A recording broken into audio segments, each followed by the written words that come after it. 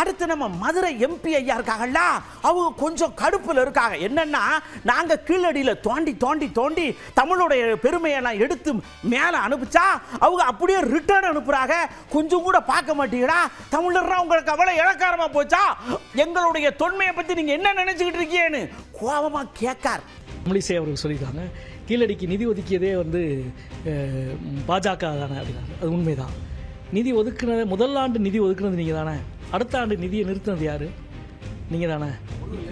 ஏன் நிறுத்துனீங்க? அதான கேள்வி.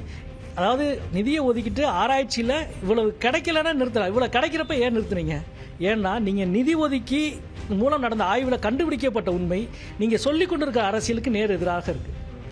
எனவே உங்களால் அந்த அரசியலை மறைக்க முடியல.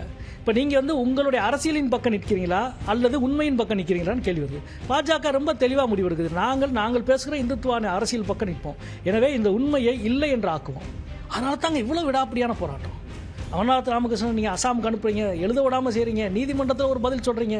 இவ்வளவு பெரிய போராட்டம் எங்கே இருந்தது? ஒரு தாங்கள் கண்டுபிடித்த ஒரு இடத்தை ஒரு அவ்வளவு பெரிய உண்மையிலே நீங்கள் சிந்துவெளி ஆய்வை போன்று அவ்வளவு ஆதாரங்கள் இருக்கிற ஒரு மேடை கண்டுபிடிச்சிருக்கீங்க. வரலாற்றில் இதுவரை இல்லாத ஒரு கண்டுபிடிப்பு. இந்த கண்டுபிடிப்பை உலகளாவின விஷயமாக மாற்றி இருக்க வேண்டியது ஒன்றிய அரசினுடைய தொல்லியல் துறை. ஆனால் அது ஒன்றுமே இல்லாமல் ஆக்கணும் அப்படின்னு சொல்லுகிற இடம் எங்கிருந்து வருது அப்படின்னா, அதான் நான் சொன்னேன்.